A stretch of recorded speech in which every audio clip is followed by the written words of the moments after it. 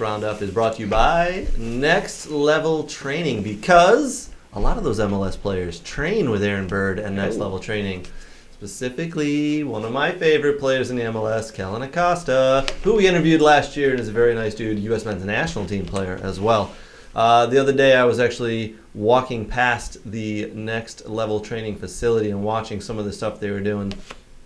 It's unbelievable what they have these. I was watching, I think they were 9 and 10-year-old kids. Some of the things they were doing in the hour session with these kids is just crazy how technical it is and how these kids are just grasping onto it. What I really like about Next Level Training is the kids don't stand around.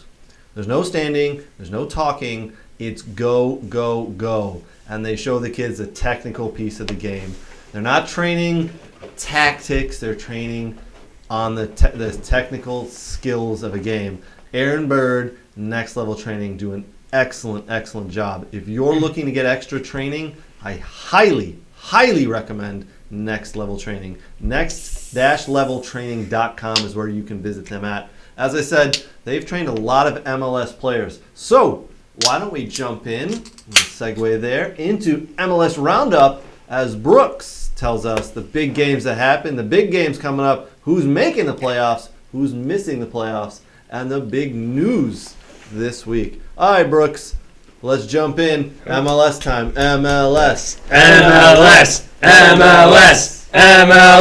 All right. Well, how are we starting? MLS Roundup this week? Yes. Well, before, I just want to also mention with Next Level that Aaron is a very dear friend of mine, and with the youth players he trains, as well as the collegiate and lower division pro and MLS players and national team players, I always go to his trainings because that's a great way for me to see the kids and scout them.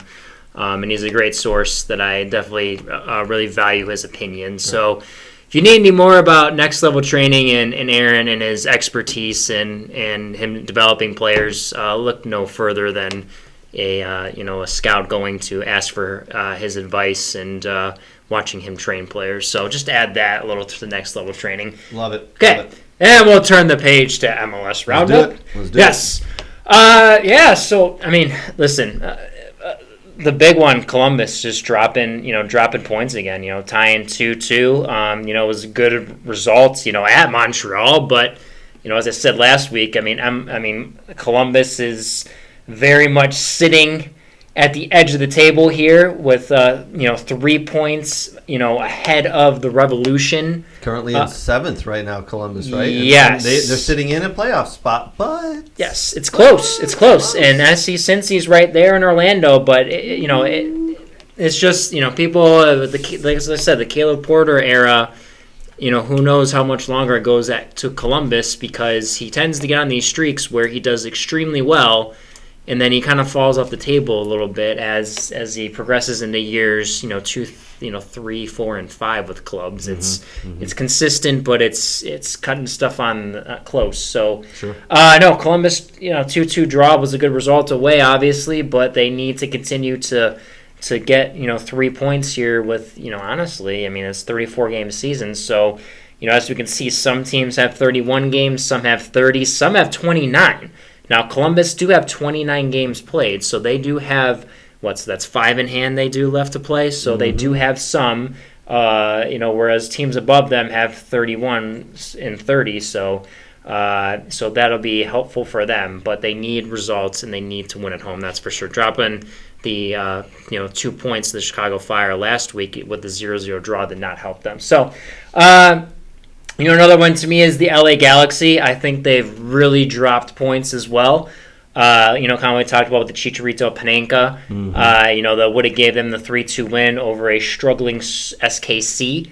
That would have moved them up into the playoff contention. They're in 7th if they won the game. Right now they're in 8th, 3 points behind. Yeah, and they did tie Nashville, which is actually a good result. So if you get 4 points from that, that's not bad, in honesty. So, a big win for me, honestly, was they struggled to find the results.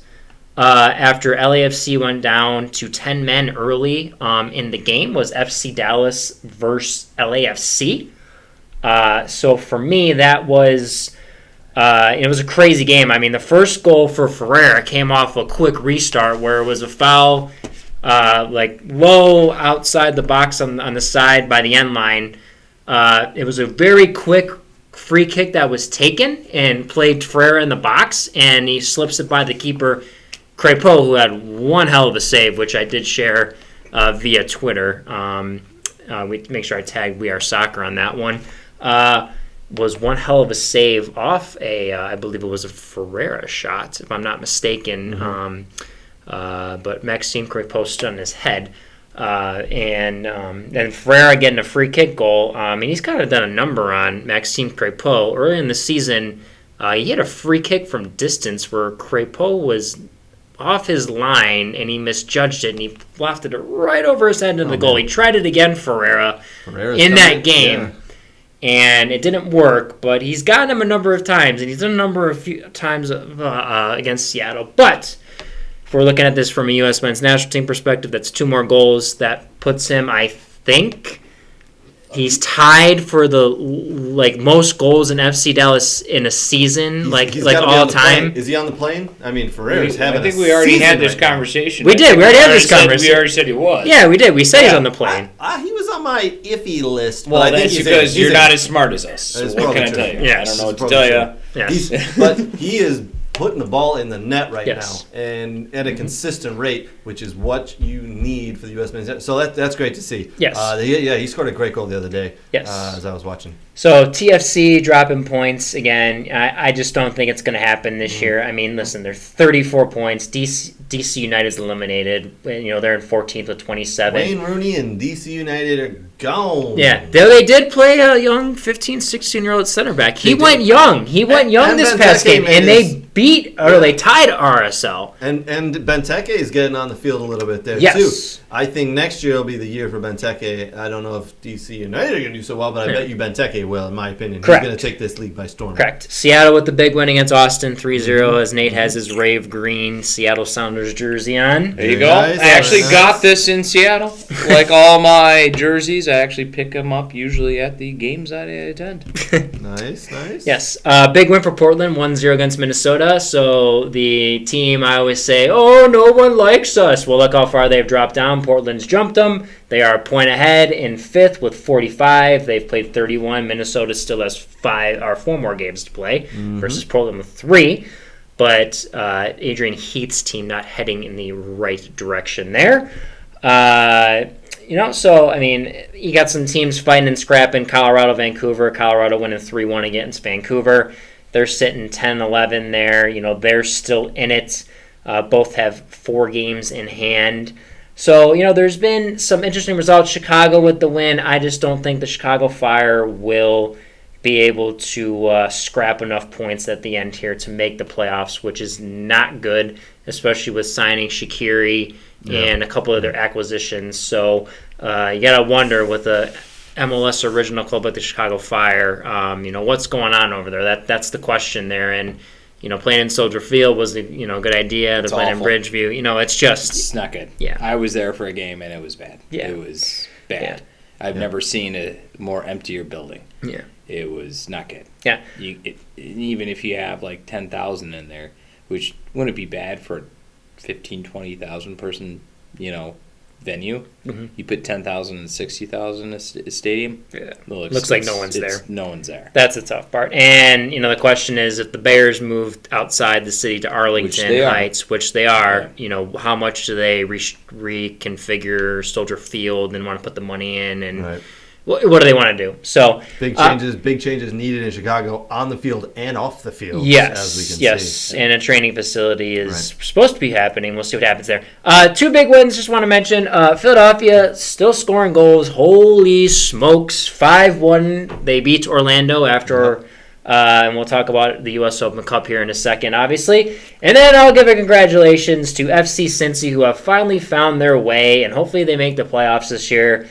San Jose going the total opposite way after the Matias Almeida situation throughout this year that did not work.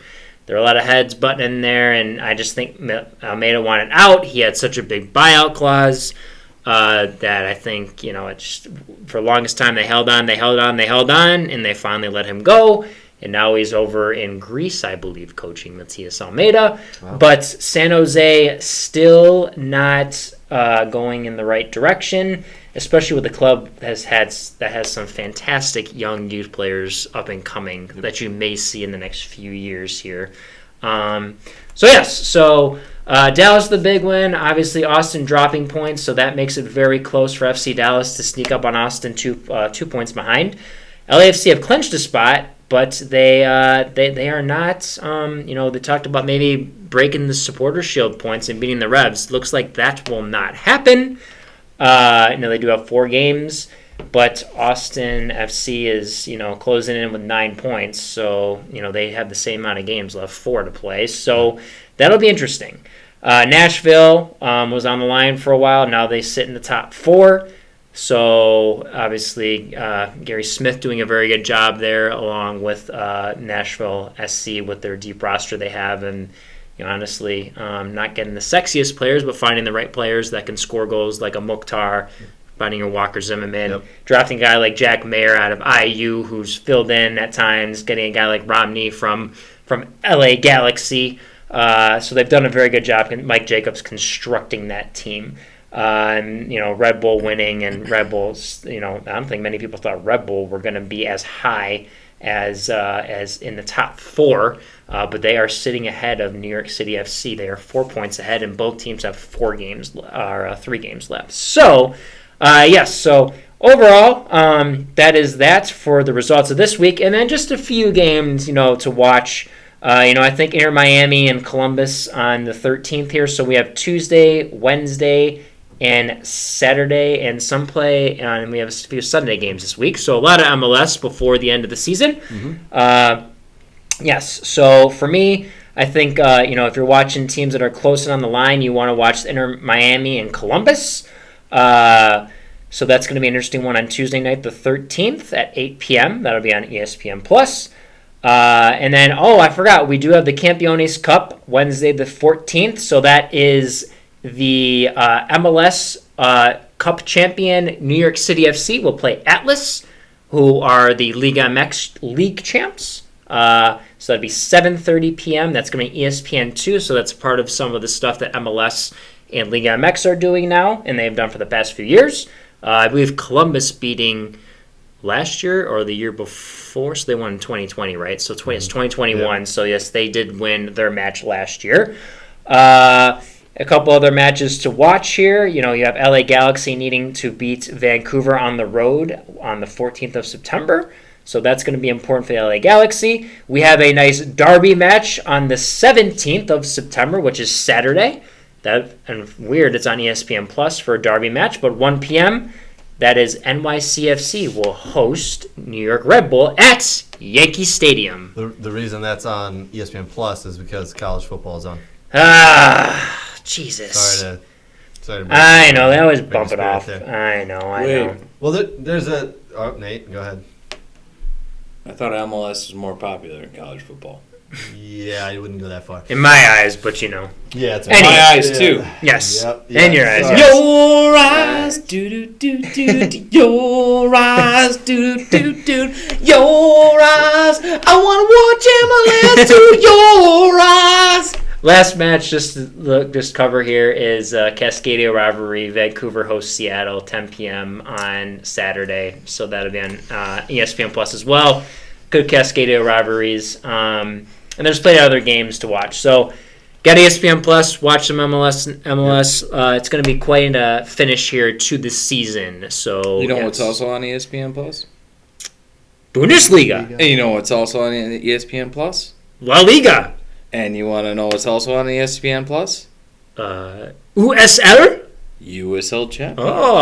Oh, I like the little segue there, Nate. Yeah! We will talk about USL ESPN Plus, if you're looking for sponsors in lower-end podcast market. That's us. And we can sing. As you can see from the MLS Round-Up with Brooks there, a lot of storylines. We are better than the guys at ESPN FC. Let's be honest. We are. Let's be honest with this. Definitely. Yeah. One, we have more fun. Two, none of us know anything about basketball.